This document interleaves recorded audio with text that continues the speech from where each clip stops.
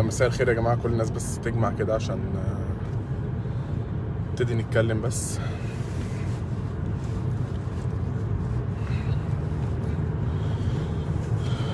اكيد طبعا كلكم يا جماعة شفتوا اللايف بتاع امبارح بتاع العربية لما اتحرقت. واول حاجة اقسم بالله الواحد ما زعلان، الحمد لله، قدر الله ما شاء فعل. الواحد مش زعلان نهائي، الحمد لله ان هي جت على قد كده. يعني كفايه ان انا ومراتي وبنتي كنا جوه العربيه قبل ما تولع بدقيقه، فالحمد لله اللي احنا خرجنا من العربيه قبل ما تولع. فدي الحمد لله. انا هحكي لكم كده اللي حصل بالظبط. يعني انا معايا عربيه مرسيدس CLA 200. العربيه ديت انا مشتريها بالظبط من 5 شهور. العربيه ماشيه بالظبط 10000 كيلو، مش اكتر نهائي. لسه عامل لها صيانه ال 10000 من شهر بالظبط. العربيه يعتبر ما بستخدمهاش كتير اصلا. فانا كنت رايح مشوار انا ومراتي وبنتي بالليل على الساعه 12. فاتحركت من عندي في اكتوبر، انا ساكن في اكتوبر، فاتحركت من اكتوبر رايح صقر وكريش اللي في المعادي. فاتحركت لحد ما وصلت عند صقر كده فوق. العربيه ماشيه معايا تمام، مفيش اي مشكله خالص، ولا في لمبه تشيك طلعت، ولا في اي حاجه حصلت، ولا انذار، ولا اي حاجه. رغم ان احنا طبعا عارفين كل عربيات المرسيدس وامانه تامين كامل، واي حاجه بتحصل لازم يديك انذار، ولازم ولازم ولازم. انا اللي حصل معايا عكس كده خالص. انا ماشي بالعربيه مفيش اي حاجه نهائي. فجاه لقيت حد بيكلكس لي وبيشاور لي جنبي، عربيه تانية جنبي. ففتحت الازاز، ايه في ايه؟ لقيته بيقول لي في دخان طالع من عربيتك. فرحت راكن العربيه على جنب، والشخص برضو اللي هو شاور لي دوت راح راكن العربيه على جنب. كتر خيره ان هو نبهني. طبعا الدخان ما كانش باين خالص لان هو كان طالع من الجنب على تحت في الارض، فما كانش باين. فاول ما ركنت والشخص ده ركن، اول ما نزلت بصيت على منظر العربيه لقيت كميه دخان رهيبه طالعه من على ناحيه الكبوت، طالعه كده حاجه اكن في حاجه غريبه بتحصل.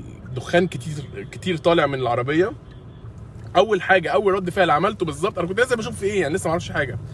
اول رد فعل عملته رحت منزل زينب وايلن على طول من العربيه، قلت لهم انزلوا بسرعه، ورحت منزلهم وبعتهم خالص، بعتهم من الناحيه الثانيه بعيد عن العربيه تماما. وقلت اروح افتح الكبوت اشوف ايه في ايه اللي بيحصل. لسه هقرب عند الكبوت لقيت الكبوت بيولع، لقيت في نار قايده في الكبوت ناحيه اليمين. فطبعا النار دي قايده، اول حاجه عملتها جريت انا والراجل اللي هو كان برضو وقفني دوت، راح جاب طفايه حريق من عنده، وانا جبت طفايه حريق من الشنطه عندي في العربيه، وحاولنا نطفي الحته اللي ولعه دي. الطفايتين خلصوا وما طفتش، بالعكس ده ولعت ازيد. فجاه لقيت الكبوت مره واحده قدامي وكله والع بلا استثناء. طبعا الطريق الدائري كله وقف، والناس كلها نزلت. كله حوالي بتاع 25-30 طفايه حريق، حرفيا 30 طفايه حريق. بنحاول نطفي العربيه ما بتطفيش نهائي. بل بالعكس بتزيد، بتولع اكتر وبتزيد. والناس كلها نزلت طبعا بطفايات الحريق وبيحاولوا يطفوها، وواقفين بنطفي ومفيش فايده، والعربيه ولعت كلها. كل طفايات الحريق اللي معانا خلصت والعربيه كلها ولعه قايده نار زي ما انتم شفتوا امبارح كده. انا واحد واقف طبعا شايف شقايه وتعبي ضايع قدام عيني. العربيه ولعت بدون اي سبب يذكر حرفيا. انا ماشي مفيش اي حاجه، فجاه العربيه ولعت بدون اي سبب. فقلت لازم يعني اوثق اللي بيحصل دوت عشان اثبت حقي. يعني انا واحد دلوقتي عايز اثبت حقي، فخلاص هقعد اعيط على العربيه واقعد جنبها واعيط. خلاص العربيه قدامي بقت كوم رماد، بقت كوم تراب قدامي، مبقتش موجوده. فطلعت لايف عشان اوثق اللي بيحصل، ان عربيتي ولعت على الدائري بدون اي سبب. عربيه CLA 200 مرسيدس لسه مشتريها من 5 شهور، ماشيه 10000 كيلو.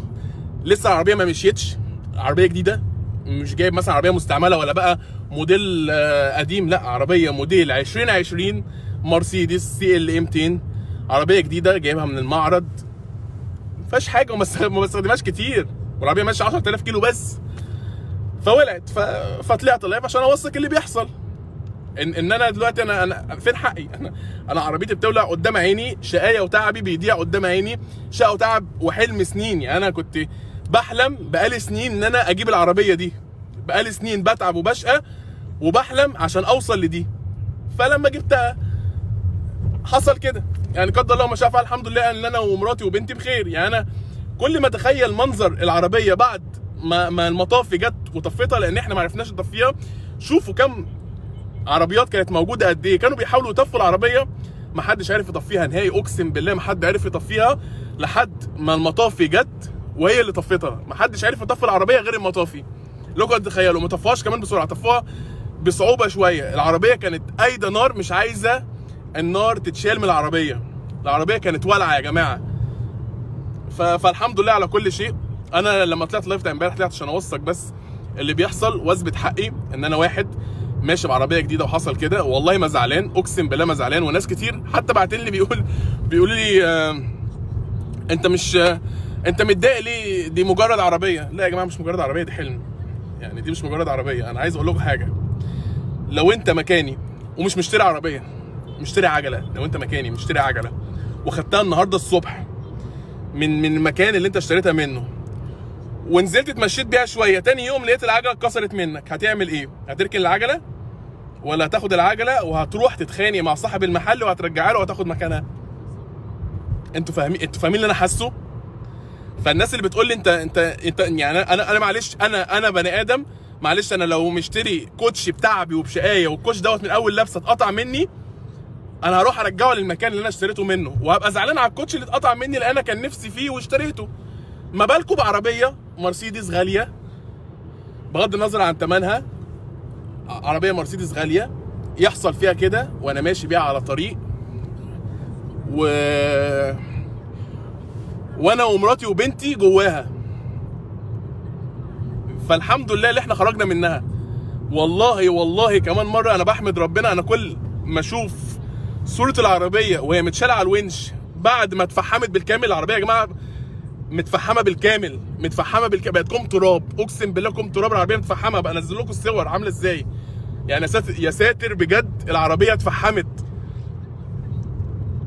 فاللي حصل ان انا لما شفت العربيه وهي متفحمه واخدها ورايح القسم عشان اعمل محضر بيها، والله انا شكرت ربنا.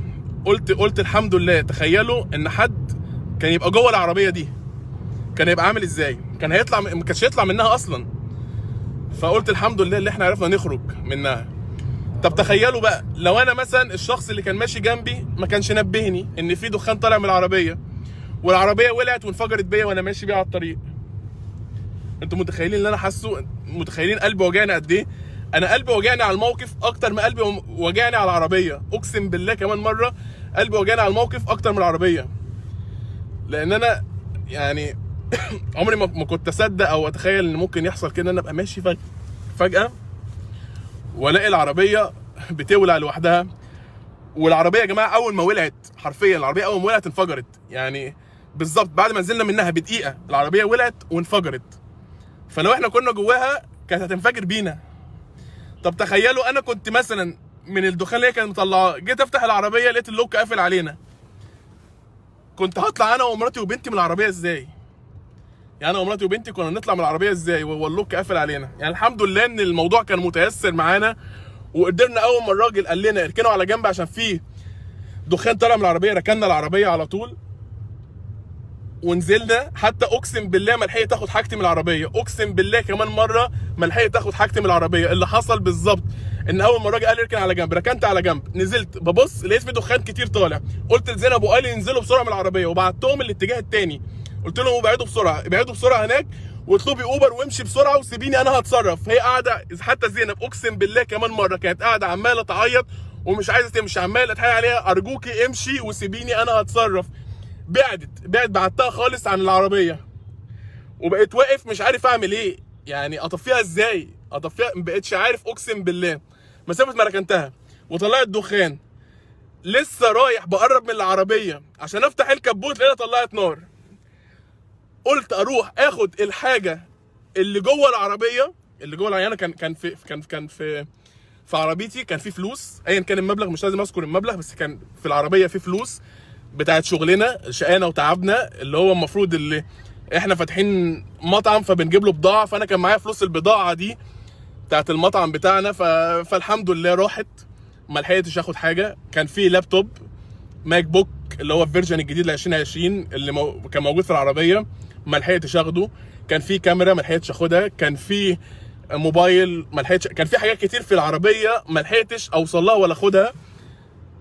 وكنت خايف ان حاجه تحصل لنا، وكنت خايف على زينب وايلين. انا لو كنت لوحدي ما كنتش هبقى مرعوب زي ما انا مرعوب من الموقف دلوقتي. انا يا جماعه لما لقيت العربيه ولعت، انا حتى في ناس كتير بتقابلني بتقول لي انت عشان كنت تطفوا العربيه بسرعه، المفروض لما العربيه كانت ولعت قوي كنت تروحوا تفتحوا الكبوت. افتح الكبوت ازاي؟ افرضوا بفتح الكبوت لقيت العربيه ضربت في وشي، لقيت العربيه ضربت فيا. يا جماعه العربيه اول ما ولعت انفجرت. انا وريتكم في اللايف العربيه كانت عامله ازاي. فلا انا بشكر ربنا، انا مش عايز اي حاجه، انا مش عايز اي حاجه نهائي. اوعوا تكونوا فاكرين ان انا طالع اللايف ده بطلب بحاجه. انا مش عايز اي حاجه، انا عايز بس حقي. انا ده تعبي وشقايه. انا مش عايز بقى، انا مش هقول لكم انا عايز الفلوس اللي كانت في العربيه، انا عايز اللاب اللي كان في العربيه، انا عايز الكاميرا، على ان ثمنهم غالي جدا وبارقام. بس انا من الحاجات دي خلاص مستعوض ربنا فيها. بس انا العربيه دي تعبي وشقايه، ويمكن انا حرمت نفسي من حاجات كتير، وكنت بكون المبلغ بتاع العربيه عشان اجيبها، وحرمت نفسي من حاجات كتير ممكن تتخيلوها. حرمت نفسي ان انا ابقى قاعد في بيت ملك بدل ما انا قاعد في ايجار. حرمت نفسي من حاجات كتيره جدا عشان بس اركب الحاجه اللي نفسي فيها. فالموقف صعب، الموقف صعب اقسم بالله، ان انا ابقى واقف وشقايه وتعبي بيضيع من قدام عيني. فالموضوع صعب. انا مش عايز اي حاجه غير حقي بس. اقسم بالله مطالب زياده عن حقي. انا عايز حقي. انا واحد مشتري عربيه CLA 200 مرسيدس جديده لانج من معرضها، واخدها كده بكيسها، عملت لها تامين شامل، وعملت لها بروتكتور عشان لما تتخربش مش عارف ما يبقاش في الصاج مش عارف ايه بره، وظبطتها على الاخر، وعملت وسويت وكذا وكذا وكذا وكذا وبس، والعربيه ماشيه.